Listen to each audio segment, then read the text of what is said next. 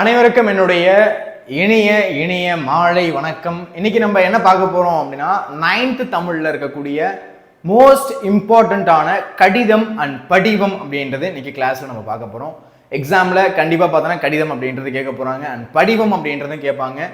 படிவம் அப்படின்றது எப்படி எழுதுறது அண்ட் கடிதம் அப்படின்றது எப்படி எழுதுறது அப்படின்றத நான் என்ன பண்ண போறேன் அப்படின்னா இந்த வீடியோவில் நான் சொல்ல போறேன். போறதுக்கு முன்னாடி இதான் நம்ம சேனலுக்கு யாராச்சும் ஃபர்ஸ்ட் டைம் வந்திருக்கீங்க அப்படின்னா வெல்கம் டு வேதாந்து சேனல். யாரெல்லாம் புதுசாக வந்திருக்கீங்களோ உங்கள் நேமை போட்டு என்ன பண்ணிக்கோங்க அப்படின்னா இன்ட்ரோடியூஸ் பண்ணிக்கோங்க. யாரெல்லாம் இன்னும் லைக் பண்ணலையோ லைக் பண்ணிக்கோங்க.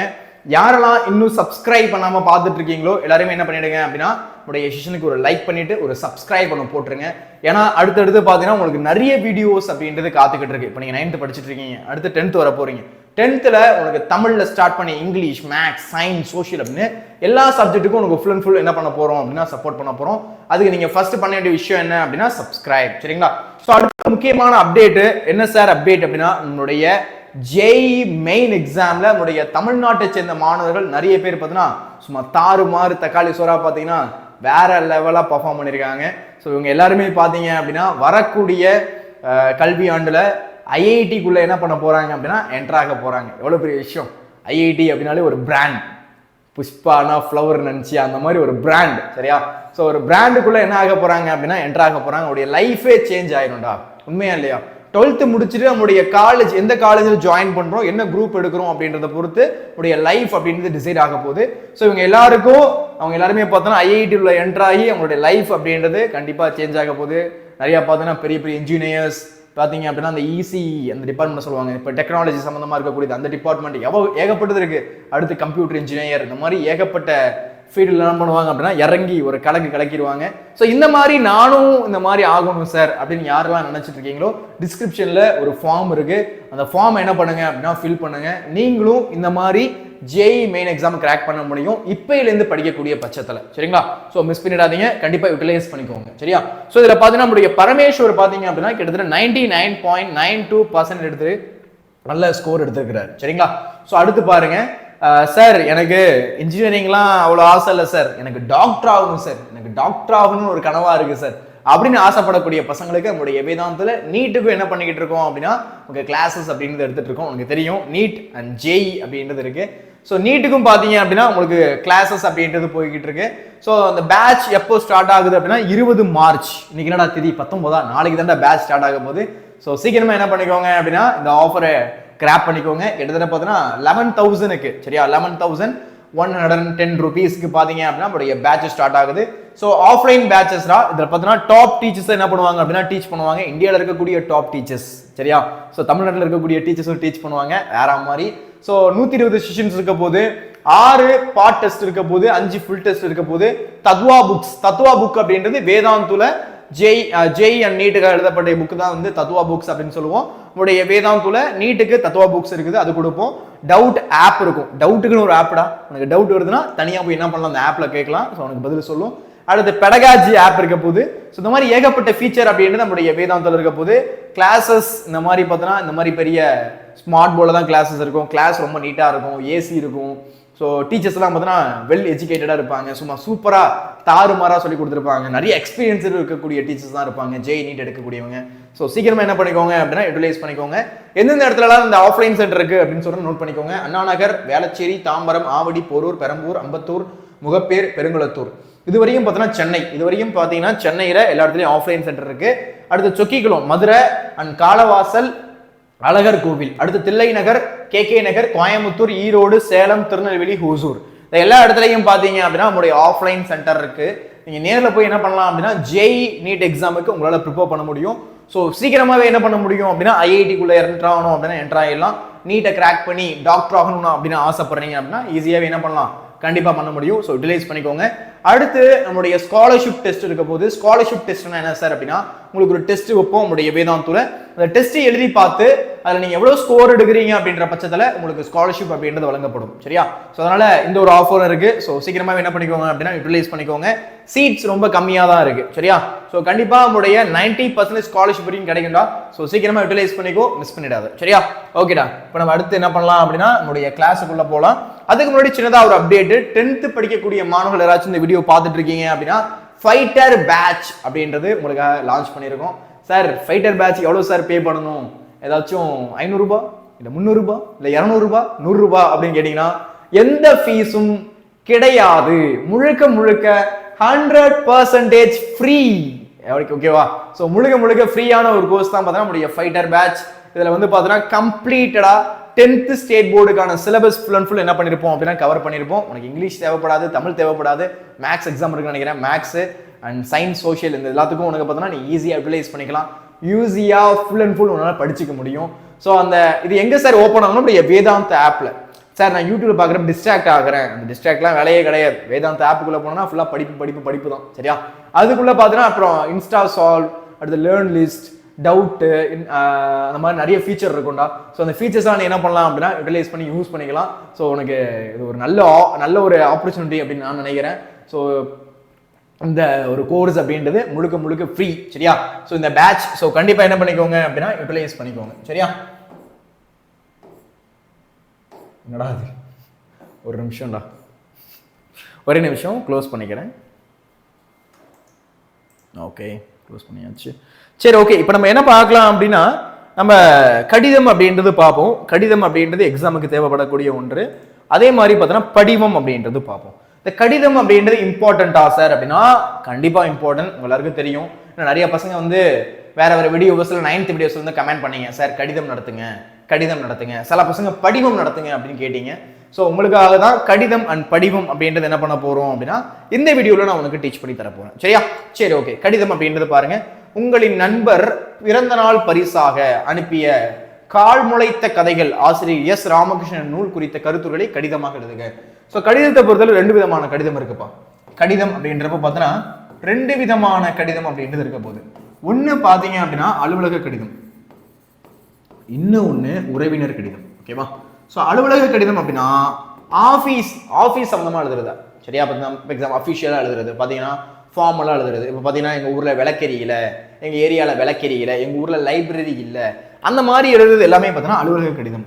சார் உறவினர் கடிதம்னா என்ன சார் அப்படின்னா உறவினர் கடிதம் அப்படின்றது பார்த்தீங்கன்னா இப்போ எக்ஸாம்பிளுக்கு உங்களுடைய மாமாவுக்கு எழுதுறது, சித்தப்பாவுக்கு எழுதுறது, சித்திக்கு எழுதுறது, அத்தைக்கு எழுதுறது, மாமாவுக்கு எழுதுறது. ஸோ இந்த மாதிரி உறவினர்களுக்கு எழுதுறது அப்படின்றது பார்த்தீங்கன்னா உறவினர் கடிதம். ஸோ கடிதத்தை பொறுத்தளவு 2 கடிதம் இருக்கு. ஒன்று அலுவலக கடிதம், இன்னொன்று உறவினர் கடிதம். ஒன்று அலுவலக கடிதம், இன்னொன்று உறவினர் கடிதம். ஸோ இந்த மாதிரி 2 விதமான கடிதம் அப்படின்றது பார்த்தீங்கன்னா நமக்கு இருக்குது. ஸோ 2 விதமான கடிதத்தில் நம்ம மாஸ்டராக இருக்கணும். ஸோ அப்போ தான் என்ன பண்ண முடியும் அப்படின்னா அந்த கடிதத்தை ஈஸியாகவே அட்டன் பண்ணி என்ன பண்ண முடியும் அப்படின்னா அதில் ஈஸியாக மார்க் எடுக்க முடியும். ஓகே? ஸோ இப்போ நான் கடிதம் அப்படின்றது என்ன பண்ணுறேன் அப்படின்னா உங்களுக்கு டீச் பண்ணுறேன். உங்களுடைய நண்பர் பிறந்தநாள் பரிசாக உங்களுடைய ஃப்ரெண்ட் என்ன பண்ணுறான் அப்படின்னா உங்களுடைய பர்த்டே கிஃப்டா என்ன பண்ணுறான் அப்படின்னா கால் முளைத்த கதைகள். ஓகேவா? ஓகே, கால் முளைத்த கதைகள். இந்த கதை யார் இயற்றியிருக்கா அப்படின்னா எஸ் ராமகிருஷ்ணன் அவர் தான் இயற்றியிருக்கிறார், ஒரு ஆசிரியர். ஸோ இந்த நூல் குறித்த கருத்துக்களை கடிதமாக எழுதுக. அந்த நூல் குறித்த விஷயத்தை என்ன பண்ண சொல்றாங்க அப்படின்னா ஒரு கடிதமா எழுத சொல்றாங்க. நூல் குறித்த விஷயத்தை என்ன பண்ண சொல்றாங்க, ஒரு கடிதமா எழுத சொல்றாங்க. ஃபர்ஸ்ட் ஆஃப் ஆல் நீங்க பண்ண வேண்டிய விஷயம் என்ன அப்படின்னா இடம் தேதி எழுதணும்டா. இடம் தேதி ரொம்ப ரொம்ப மஸ்ட். சரியா? இடம் எழுதணும். அடுத்து பார்த்தீங்கன்னா தேதி எழுதணும். தேதியை பொறுத்தவரை என்ன சார் போடுறது அப்படின்னா எக்ஸாம் டேட் போட்டா போதும்.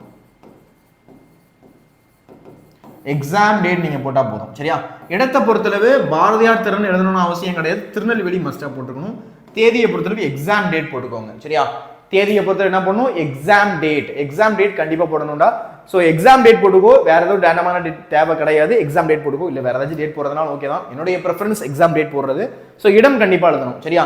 ஸோ ஒரு கடிதத்தை எழுதுறதுக்கு முன்னாடி அது அலுவலக கடிதமா இல்லை உறவினர் கடிதமா அப்படின்றத நம்ம என்ன பண்ணணும் அப்படின்னா அதை ப்ரெடிக்ட் பண்ணணும். ப்ரெடிக்ட்னு சொல்ல முடியாது, ஐடென்டிஃபை பண்ணணும். சரியா?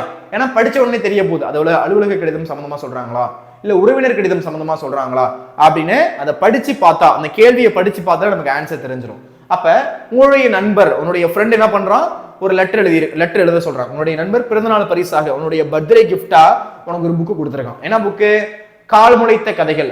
இந்த நூல் குறித்த கருத்துக்களை என்ன பண்ண சொல்றாங்க அப்படின்னா ஒரு கடிதம் எழுத சொல்றாங்க. ஆக்சுவலா என்னது இது வந்து ஒரு உறவினர் கடிதம். என்ன கடிதம்?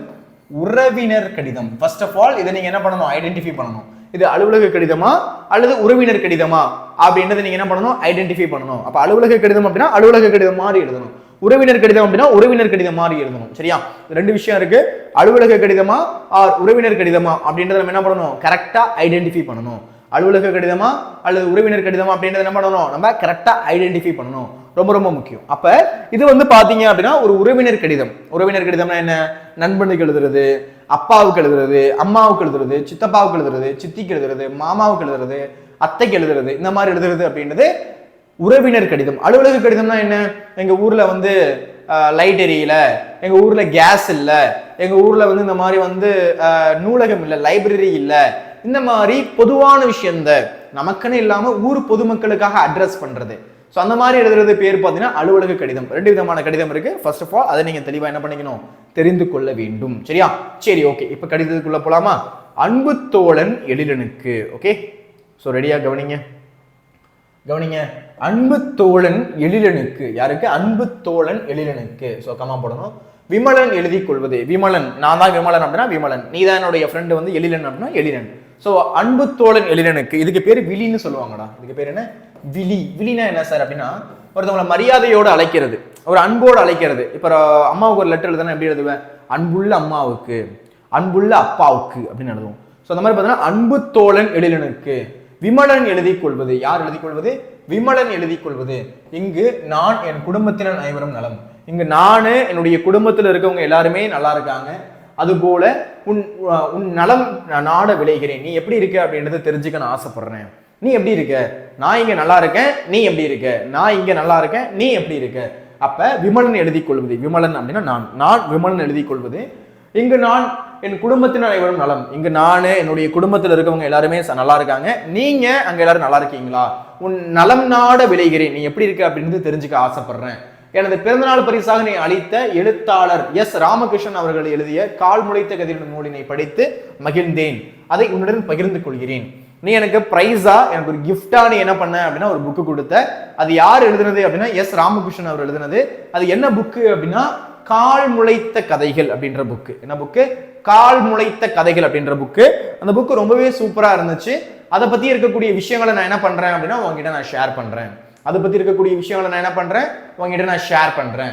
அப்ப விமலன் எழுதி கொள்வது. இங்க நான் என் குடும்பத்தினர் நலம், அது போல உன்னுடைய நலம் நான விரும்புகிறேன். ஸோ என்ன எழுதணும்? விழி எழுதணும். அதே மாதிரி நலம் விசாரிக்கணும்டா. நலம் விசாரித்தல் வெரி வெரி இம்பார்ட்டன்ட். ஸோ நலம் விசாரித்தல் வெரி வெரி இம்பார்ட்டன்ட். ஒரே நிமிஷம்டா, மழை அதிகமாக பெய்யுதுன்னு நினைக்கிறேன்.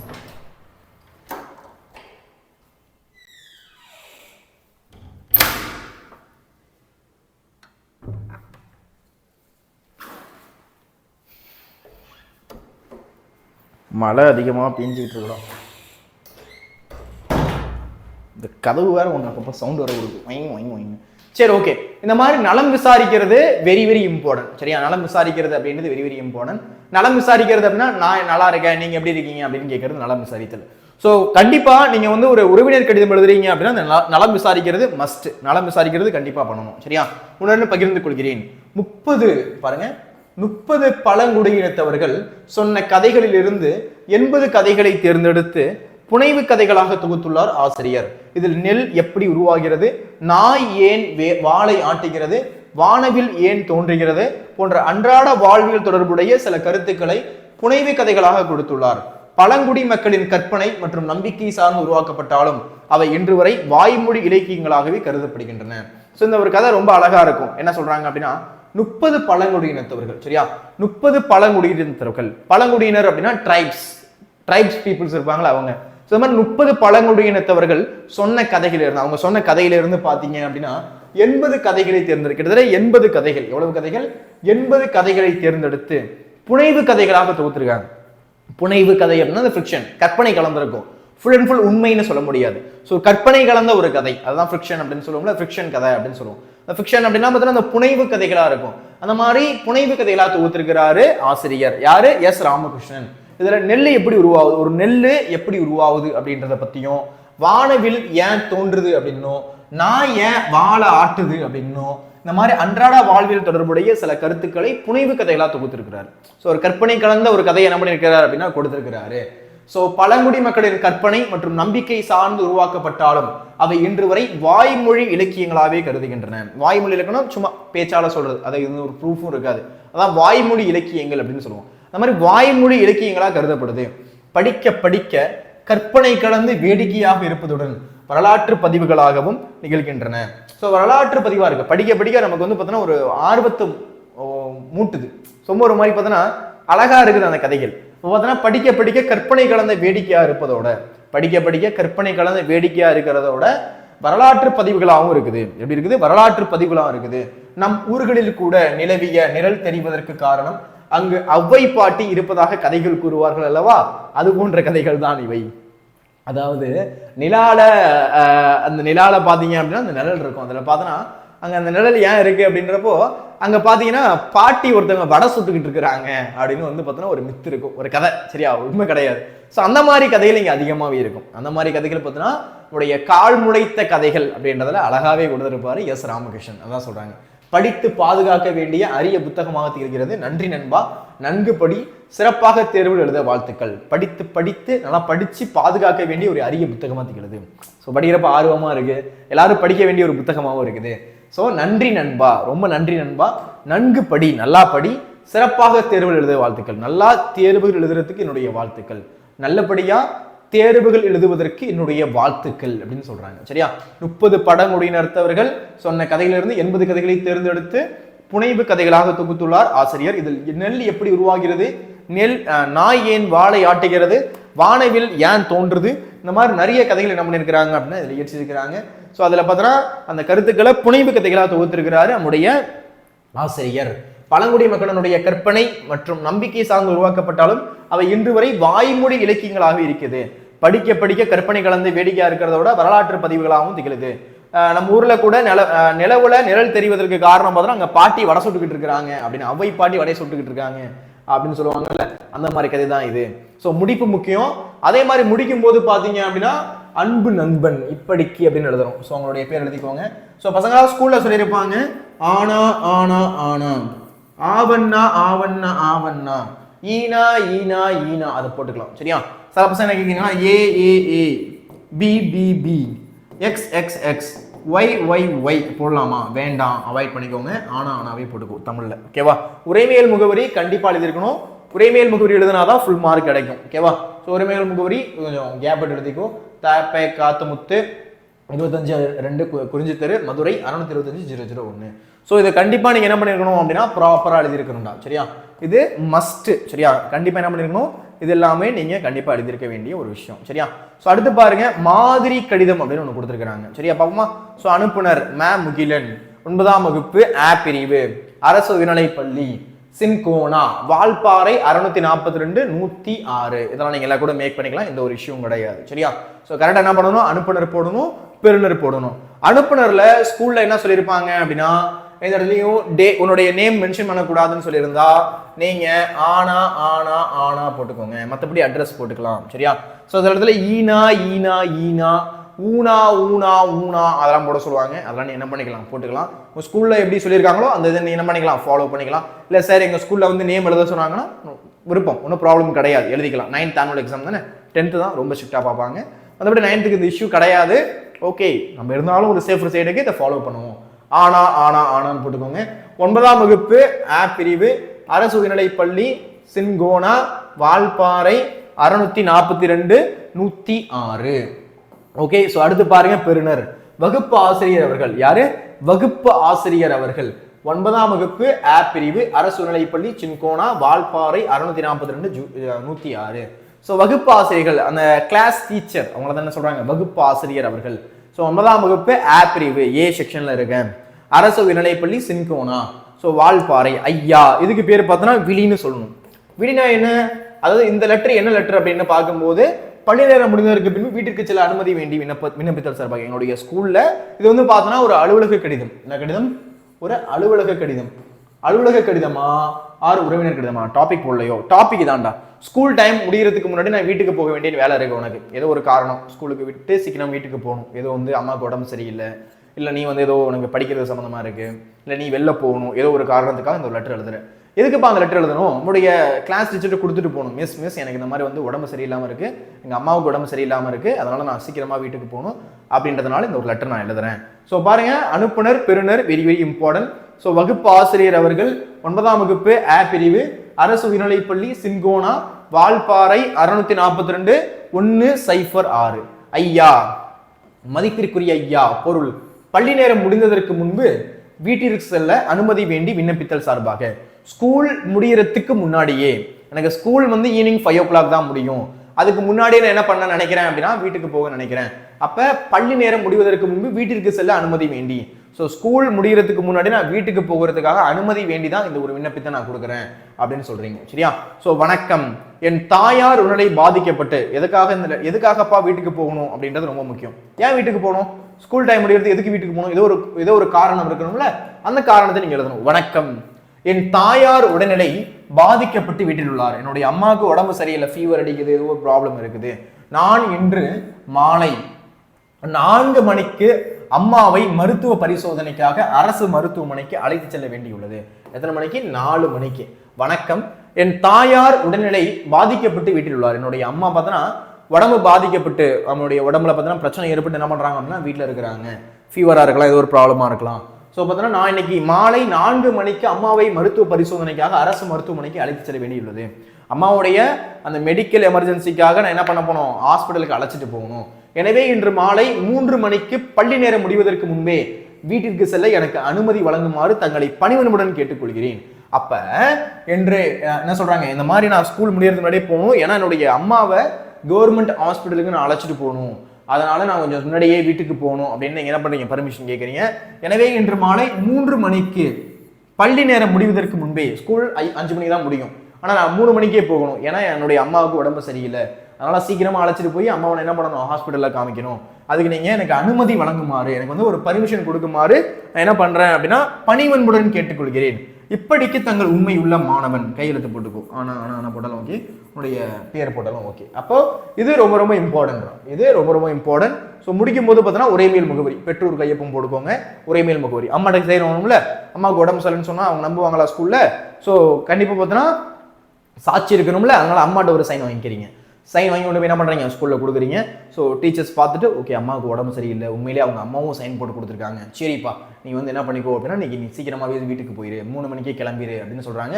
ஸோ வகுப்பு ஆசிரியர்கள் 9ஆம் வகுப்பு ஆ பிரிவு அரசு உயர்நிலைப்பள்ளி சின்கோனா வால்பாறை. ஓகே, ஸோ உங்கள் பள்ளி நூலகத்திற்கு தமிழ் ஆங்கிலம் என்னும் கையடக்க அகராதி 10 படிவுகளை பதிவஞ்சலில் அனுப்புமாறு நெய்தல் பதிப்பகத்துக்கு ஒரு கடிதம் எழுதுக. அதாவது உங்கள் ஸ்கூலுக்கு பார்த்தோன்னா லைப்ரரிக்கு நிறைய டிக்ஷனரி தேவைப்படுது. டிக்ஷனரி தெரியுமில்ல? ஸோ உங்களுடைய ஸ்கூலுக்கு நிறைய டிக்ஷனரி தேவைப்படுது, அதுக்காக என்ன பண்றீங்க அப்படின்னா ஒரு லெட்டர் எழுதுறீங்க. உங்க ஸ்கூலுக்கு டிக்ஷனரி தேவைப்படுது, அதுக்காக என்ன பண்றீங்க அப்படின்னா ஒரு லெட்டர் எழுதுறீங்க. அதுதான் இந்த லெட்டர். அனுப்புனர் அ நன்மாறன், அரசு மேல்நிலைப்பள்ளி, வீரவநல்லூர், திருநெல்வேலி மாவட்டம்.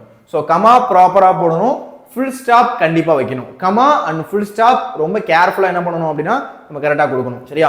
ஸோ அனுப்புனர் பெறுநர்லாம் வெரி வெரி இம்பார்ட்டன்டா.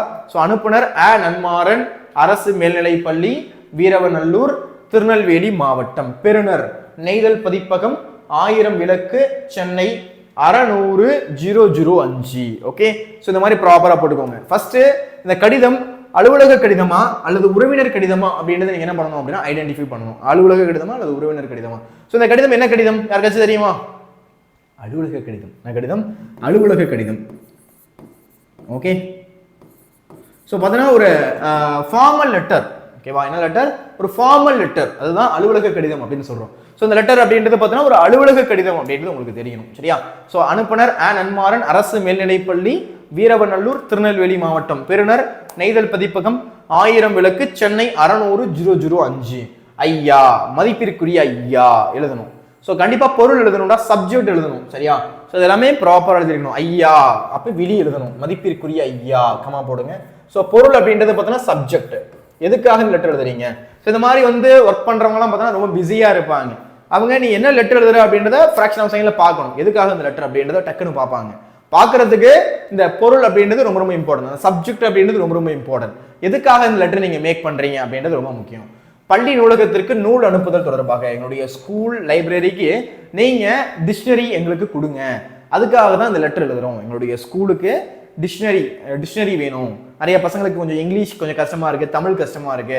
ஸோ அவங்களுக்கு டிக்ஷனரி இருந்தால் கொஞ்சம் ஈஸியா இருக்கும், அதுக்காக எனக்கு கொஞ்சம் டிக்ஷனரி அப்படின்றது கொடுங்க அப்படின்னு கேட்குறாங்க. வணக்கம், எங்கள் பள்ளியில் 500 மாணவர்கள் பயில்கிறோம். எங்களுடைய ஸ்கூல்ல 500 ஸ்டூடெண்ட்ஸ் என்ன பண்ணிக்கிட்டு இருக்கோம் அப்படின்னா படிச்சுக்கிட்டு இருக்கோம். வணக்கம், எங்கள் பள்ளியில் 500 மாணவர்கள் பயில்கின்றோம். எங்கள் பள்ளி நூலகத்திற்கு தமிழ் ஆங்கிலம் எனும் கையடக்க அகராதி 10 படிகள் தேவைப்படுகிறது. 10 படி அப்படின்னா 10 புக்ஸ், படிகள் அப்படின்னா கவுண்ட்ஸ், 10 புக்கு தேவைப்படுது, 10 டிக்ஷனரி புக்கு தேவைப்படுது. அதனால என்ன பண்றீங்க, தங்களின் செய்தித்தாள் விளம்பரத்தில் குறிப்பிடப்பட்டுள்ளது போல உங்களுடைய செய்தித்தாள் விளம்பரத்தில் குறிப்பிடப்பட்ட மாதிரி 20% தள்ளுபடி கழித்து கிட்டத்தட்ட 20%. இதை நாங்கள் எங்க பார்த்தோம் அப்படின்னா நியூஸ் பேப்பர்ல பார்த்தோம். நியூஸ் பேப்பர்ல எப்படி கொடுத்துருந்தீங்களோ 20% என்ன பண்ணுங்க அப்படின்னா மைனஸ் பண்ணிட்டு உங்களுடைய பிரைஸ் 100 ரூபாய் இருக்குன்னா 80 ரூபாய்க்கு எங்களுக்கு கொடுங்க. 20% மைனஸ் பண்ணிட்டு 100 விலைக்கான தொகை ரூபாய் 1200க்கு வாங்கி வரைவோலையை இத்துடன் இணைத்து அனுப்புகிறேன். தாமதமின்றி நூல்களை மேற்கண்ட முகவரிக்கு மின்னஞ்சலில் அனுப்புமாறு பணிவன்புடன் கேட்டுக்கொள்கிறேன், கனிவுடன் கேட்டுக்கொள்கிறேன். நன்றி, தங்கள் உண்மையுள்ள நன்மாறன். புரியுதா? ஸோ பசங்களா ரொம்ப ரொம்ப முக்கியம்டா. ரொம்ப ப்ராப்பரா ரொம்ப கரெக்டா என்ன பண்ணணும் அப்படின்னா இந்த கடிதம் எழுதணும். இதுல ஏதாச்சும் பிசிறு தட்டுனுச்சுன்னா மார்க் பிசிறு தட்டிடும். சரியா? பிசிறு தட்டாம எழுதணும். ஓகேவா? ஸோ கரெக்டா பார்த்துக்கோ. என்னுடைய ஸ்கூலுக்கு டிக்ஷனரி தேவை அப்படின்னு என்ன பண்றீங்க, ஒரு லெட்டர் அப்படின்றது மேக் பண்றீங்க. தாமதமின்றி நூல்களை மேற்கண்ட முகவரிக்கு 15 அனுப்புமாறு கனிவுடன் கேட்டுக்கொள்கிறேன். நன்றி. வீரவநல்லூர் 000506 ஸோ இடம் தேதி கொஞ்சம் ரைட்ல போட்டுக்கூடா, ரைட்ல எழுத மாதிரி போட்டுக்கோ. இடம் தேதி போடணும். ஓகே, இடம் எந்த இடம், தேதி, எக்ஸாம் டேட் போட்டா ஓகே. என்ன பண்ணணும், எக்ஸாம் டேட். சரியா? எக்ஸாம் டேட் போட்டுக்கோ. ஓகேவா? ஸோ உரைமேல் முகவரி வெரி வெரி இம்பார்ட்டன்ட். சரியா? உரைமேல் முகவரி வெரி வெரி இம்பார்ட்டன்ட். இதனுடைய பிடிஎஃப் நான் என்ன பண்றேன் அப்படின்னா டிஸ்கிரிப்ஷன் லிங்க் பண்றேன். இந்த பிடிஎஃப் நீ என்ன பண்ணிக்கலாம் அப்படின்னா டவுன்லோட் பண்ணிக்கலாம். ஓகே, சரி, ஓகேடா. இப்போ நம்ம என்ன பார்க்கலாம் அப்படின்னா அடுத்து படிவம் அப்படின்றது பார்க்கலாம். நான் சார் படிவம் கடிதம் சொல்லிட்டு இருக்கீங்களே சார் அப்படின்னு நினைக்க கூடாது. ஸோ படிவம் அப்படின்றது என்ன பண்ணணும், ரோட் ஆயிடுச்சா?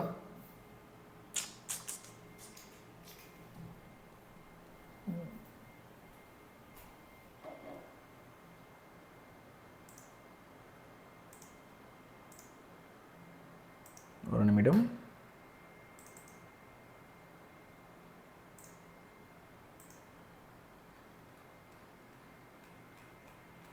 சரி, ஓகே, பார்க்கலாமா? இப்போ நம்ம என்ன பார்க்க போறோம் அப்படின்னா படிவம் அப்படின்றது பார்க்க போறோம். படிவம் பொறுத்தளவு இப்போ நீங்க 9th படிச்சுட்டு இருக்கீங்க. என்ன படிச்சுட்டு இருக்கீங்க? 9th படிச்சுட்டு இருக்கீங்க.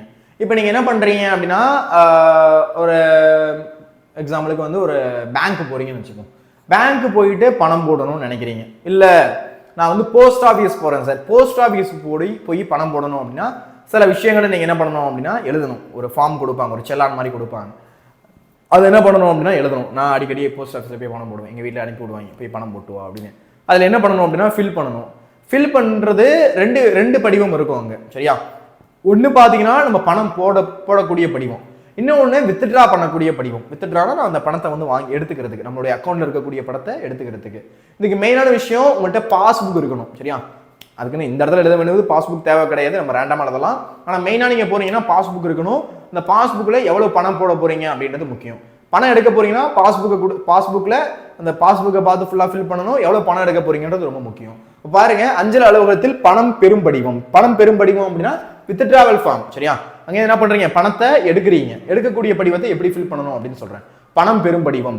அஞ்சலகத்தினுடைய பெயர், அந்த போஸ்ட் ஆஃபீஸ் எந்த ஊர்ல இருக்கோ அந்த ஊரு அல்லது அந்த எந்த போஸ்ட் ஆஃபீஸோ அந்த போஸ்ட் ஆஃபீஸ் பேர். திருவாரூர். கணக்கினுடைய வகை, அதாவது எஸ்பி அப்படின்னு இருக்கும். சரியா? சேவ் பேங்க் அப்படின்னு இருக்கும், எஸ்பி அப்படின்னு இருக்கும். கணக்கு எண் என்ன சார் எழுதுறதுன்னா ரேண்டமா கொடுத்துக்கோ. 152086431023 ரேண்டமா எழுதலாம், எந்த ஒரு இஷ்யூவும் கிடையாது. ஒரு நிமிஷம்.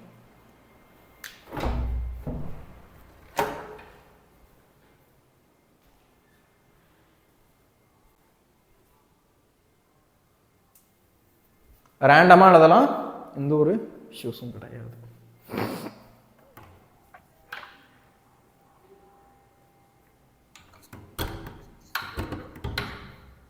மழை வேற பெஞ்சு தண்ணியா இருக்குடா, கட்டுப்போகுது. சரி, ஓகே. பாருங்க, கணக்கினுடைய வகை அப்படின்றது எஸ்பி அப்படின்னு போடணும். கணக்கு எண் பாருங்க ரேண்டமா போட்டுக்கிறதும். பணம் பெரும் தன்மை அதுல எதுவும் டிக் பண்ண வேணாம். கணக்கு தூதருக்கு பெயர் மற்றும் கையெழுத்து உள்ளது என்ன மொத்த தொகையாக எவ்வளவு பணம் எடுக்க போறீங்க, டோட்டலா எவ்வளவு எடுக்க போறீங்க, 2000 எடுக்க போறீங்கன்னா 2000 எவ்வளவு நீங்க போறீங்களோ போட்டுக்கலாம். எழுத்தால எழுதணும் 2000 மட்டும், தமிழ் எழுதுறதுனால 2000 மட்டும். கணக்கு வைப்பாளருடைய பெயர். சரியா? ஸோ என்ன பண்ணிக்கோங்க அப்படின்னா இந்த இடத்துல ஒரு சைன் போட்டுக்கோங்க. ஸோ இந்த இடத்துல வந்தீங்கன்னா என்னது அந்த கையொப்பம் அப்படின்றது போடணும்.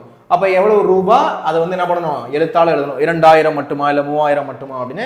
ஸோ அதில் ஒரு சைன் போடுறீங்க. என்ன டேட் அப்படின்றத டேட் போடுறீங்க. சரியா, ஒண்ணுமே இல்லடா, வேற எதுவும் ஃபில் பண்ண வேணாம் சார். இந்த இடத்துல வந்து வேறெல்லாம் கொடுத்துருக்காங்களே, அஞ்சல் உதவியாளின் ஒப்பம், இதெல்லாம் போய் கை வச்சிடாதீங்க. இதெல்லாம் வந்து ஆஃபீஸோடைய ஒர்க்கு, அதெல்லாம் எதுவும் கை வைக்காதீங்க. நீங்க ஃபில் பண்ண வேண்டியது இந்த டீட்டெயில் மட்டும்தான். சரியா, இந்த டீட்டெயில் மட்டும் என்ன பண்ணிக்கோங்க அப்படின்னா ஃபில் பண்ணிக்கோங்க. அடுத்து வந்தீங்க அப்படின்னா பணம் செலுத்தும் படிவம். நீங்க என்ன பண்றீங்க, பணம் போட போறீங்க, அந்த படிவம் இருக்க போகுது. பணம் பெறும் படிவம், பணம் செலுத்தும் படிவம், 2 விதமான படிவம் இருக்கா.